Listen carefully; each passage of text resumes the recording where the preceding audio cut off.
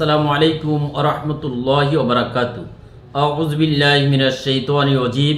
বিসমিল্লাহির রহমানির রহিম। আলহামদুলিল্লাহি রাব্বিল আলামিন ওয়া আকিবাতুল মুত্তাকিন ওয়াসসালাতু ওয়াসসালামু আলা রাসূলিল কারীম ওয়া আলা আলিহি ওয়া সাহবিহি আজমাইন।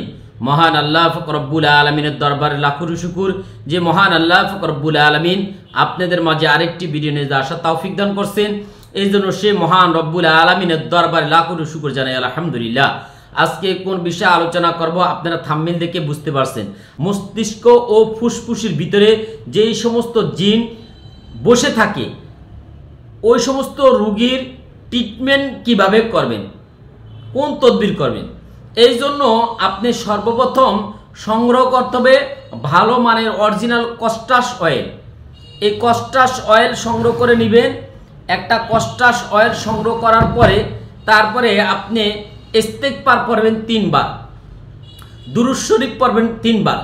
তারপরে আর রোকায়া আর সারায়া বইটির 74 নম্বর পৃষ্ঠা থেকে আপনার 506 নম্বর পৃষ্ঠা পর্যন্ত আপনি এই যে আয়াতে কারিমা এবং রাসূল সাল্লাল্লাহু আলাইহি ওয়াসাল্লামের যে হাদিস শরীফের দোয়াগুলো দেওয়া আছে এগুলা পাঠ করে আপনি ফু দিবেন ওই কস্টাস অয়েলের উপরে। এইভাবে এই দোয়াগুলো 474 থেকে 506 নম্বর পৃষ্ঠা পর্যন্ত যত দোয়াগুলো আছে দোয়াগুলো একবার পাঠ করে ফু দিবেন। এইভাবে 3 বার পাঠ করে 3 বার ফু দিবেন। দেওয়ার পরে আবার ইস্তিগফার 3 বার, দুরূদ শরীফ 3 বার পাঠ করবেন।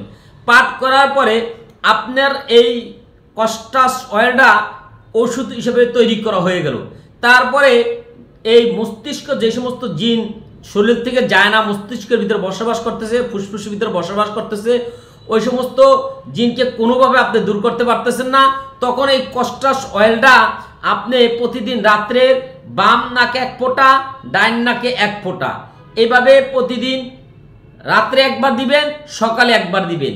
এইভাবে ধারাবাহিকভাবে এই কস্টাস অয়েলটা যদি 21 দিন ইউজ করে ইনশাল্লাহ যত বড় মারাত্মক জিনের আক্রমণ থাকুক, যত বড় জাদুর সমস্যা থাকুক, ইনশাল্লাহ মহান আল্লাহ পাক রব্বুল আলামিনের কুদরতের মাধ্যমে ওই জিন চলে যেতে বাধ্য হবে রোগী থেকে। আল্লাহ পাক রব্বুল আলামিন আমাদের সকলকে কোরআন সুরা বুঝে বুঝে আমল করার মতো তৌফিক দান করুক, শিরক মুক্তি বাদাত করার মতো তৌফিক দান করুক, আমলে সলেহ করার মতো তৌফিক দান করুক।